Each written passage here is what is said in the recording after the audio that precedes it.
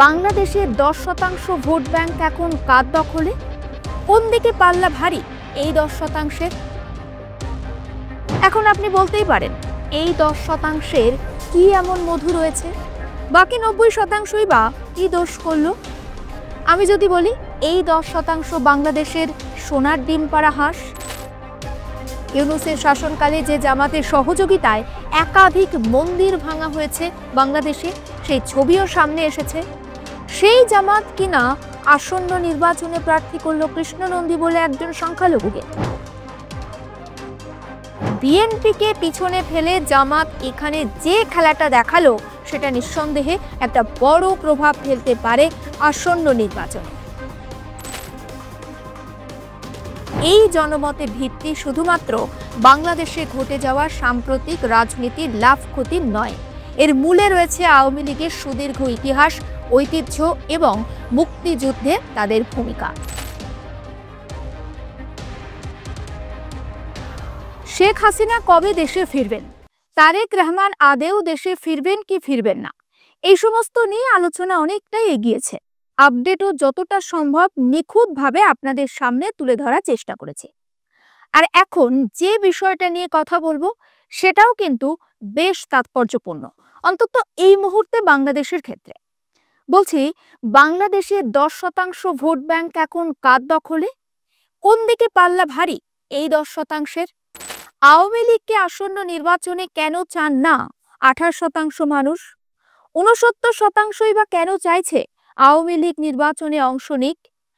জামাতের Trump card কি Krishna Nandi? BNP কোথায়? খালেদা জিয়ার জমানার মন্ত্রী হঠাৎ কেন বিএনপি ছাড়লেন? কোন দম্ভের ভিত্তিতে লড়ছে এনসিপি? এরকম একাধিক প্রশ্ন ঘুরপাক খাচ্ছে এখন বাংলাদেশের রাজনীতির অন্দরে।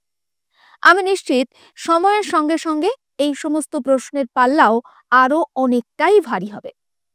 তবে আমি এখন শুরুটা করব ওই 10%কেই দিয়ে। এখন আপনি বলতেই পারেন, এই 10%-এর কি এমন মধু রয়েছে?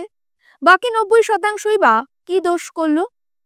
আমি যদি বলি, এই 10% বাংলাদেশের সোনার ডিম পাড়া হাঁস।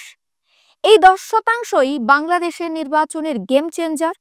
হ্যাঁ, ঠিকই শুনছেন, এই 10%-এর ওপরই নির্ভর করছে ঢাকার কুরসির ভবিষ্যৎ। হরে কৃষ্ণ হরি বল, দাড়িপাল্লা টাইনাতল। কি মনে হচ্ছে, খোলস পাল্টাচ্ছে কি জামায়াতে ইসলামী?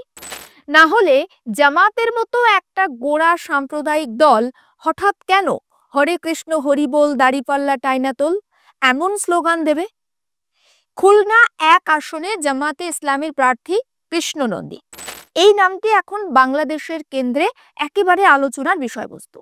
যে জামাত মহিলাদের বাড়ির বাইরে বের হতে দিতে চায় না, যে জামাত মহিলাদের বাড়িতে থাকার অনুরোধ জানিয়ে মাইকিং করে, যে জামাতের কাছে মহিলাদের জীবন 4 দেওয়ালের মধ্যেই আবদ্ধ থাকা শোভা পায়, যে জামাতের কাছে বাংলাদেশের সংখ্যালঘুরা পাপের কারণ, যে জামাত মূর্তি পূজার ঘোরতর বিরোধী।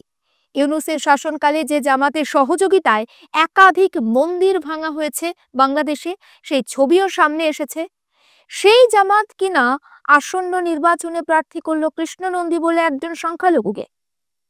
আসলে রাজনীতিতে সবই সম্ভব, আর যেখানে গদির লোভ থাকে সেখানে তো কথাই নেই।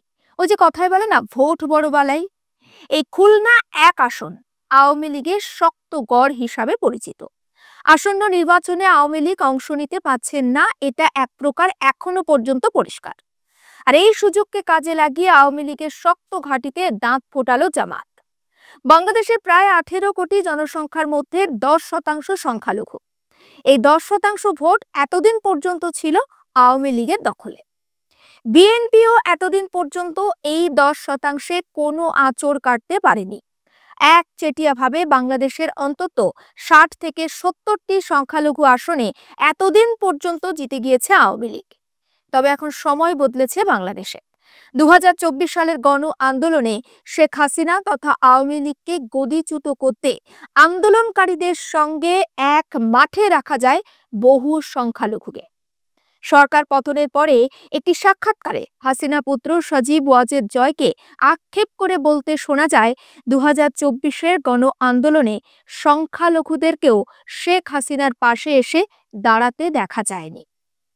তবে হঠাৎ কেন সংখ্যালঘুরা আওয়ামী লীগের পাশ থেকে এইভাবে সরে গেল সেটা স্পষ্ট নয়।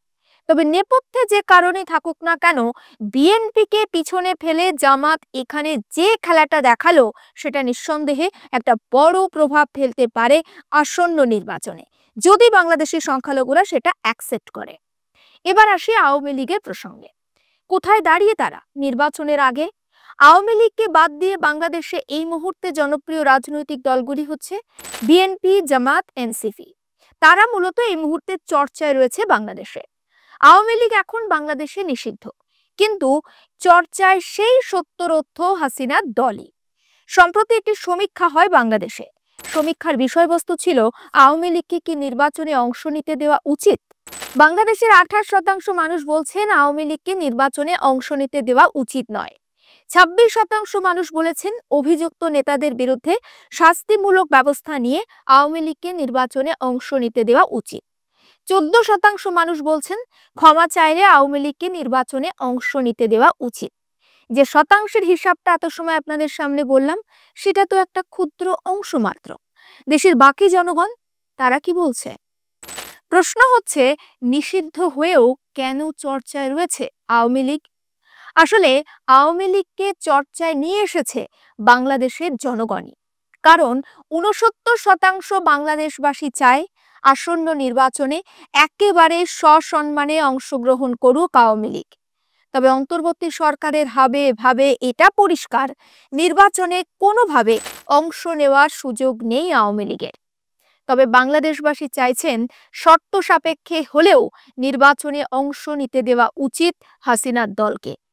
কিন্তু কেন বাংলাদেশের এখনো এত দরদ আওয়ামী লীগের প্রতি? দেখুন, সমীক্ষার ফল অনুযায়ী নিন্দা কুৎসার পরেও এখনো বাংলাদেশবাসী আওয়ামী লীগের প্রতি তাদের দরদ দেখাচ্ছেন। মুক্তিযুদ্ধে আওয়ামী লীগের ঐতিহাসিক ভূমিকা এখনো পর্যন্ত স্বীকার করছে সে দেশের সাধারণ মানুষ। কিন্তু অন্তর্বর্তী সরকার বলছে নির্বাচনে অংশ নিতে পারবে না আওয়ামী লীগ। এমনকি ইউনূসের প্রেস সচিব সাফিকুল আলম তিনি বলছেন, আওয়ামী লীগ যদি পদ্মা থেকে স্নান করে শুদ্ধ হয়ে ওঠে তাহলেও তারা নির্বাচনে অংশ নিতে পারবে না। যখন 18 কোটি বাংলাদেশবাসীর মধ্যে 69% মানুষ একটি দলের নির্বাচনে অংশগ্রহণ দেখতে চান, তখন সেই জনমতকে উপেক্ষা করা গণতন্ত্রের মূল চেতনার পরিপন্থী। 69% মানুষ যখন প্রত্যক্ষ বা পরোক্ষভাবে একটি দলের নির্বাচনে অংশগ্রহণের পক্ষে মত দেয়, তখন বুঝতে হবে এই জনমতের ভিত্তি শুধুমাত্র বাংলাদেশে ঘটে যাওয়া সাম্প্রতিক রাজনীতির লাভ ক্ষতির নয়, এর মূলে রয়েছে আওয়ামী লীগের সুদীর্ঘ ইতিহাস, ঐতিহ্য এবং মুক্তিযুদ্ধে তাদের ভূমিকা। বাংলাদেশের মানুষ এখনো পর্যন্ত আওয়ামী লীগকে স্বাধীনতা ও মুক্তির প্রতীক হিসাবে দেখে। তাই তাদের নির্বাচনে অংশ নিতে না দেওয়া মানে ইতিহাসের একটা অংশকে অস্বীকার করা। ফলে আওয়ামী লীগকে বাদ দিয়ে যে কোনো নির্বাচনের আয়োজন করা হলে তার গ্রহণযোগ্যতা নিয়ে একটা প্রশ্ন উঠতে বাধ্য। এমনকি আওয়ামী লীগের অত্যাচারের সবচেয়ে বেশি শিকার হয় বিএনপি। কিন্তু বর্তমানে একটি গ্রহণযোগ্য নির্বাচনের জন্য আওয়ামী লীগের অংশগ্রহণ যে অপরিহার্য তা বিএনপিও কিন্তু পরোক্ষভাবে উপলব্ধি করে। কারণ আওয়ামী লীগকে ছাড়া নির্বাচন বাংলাদেশের একটা নির্বাচনে বড় রাজনৈতিক শূন্যতা তৈরি করবে। এখন সময়ই বলবে ইউনূস ঠিক কি করবেন।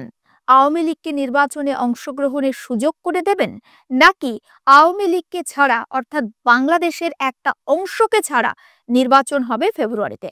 নজর থাকবে অবশ্যই, আর আপনিও কিন্তু নজর রাখতে ভুলবেন না।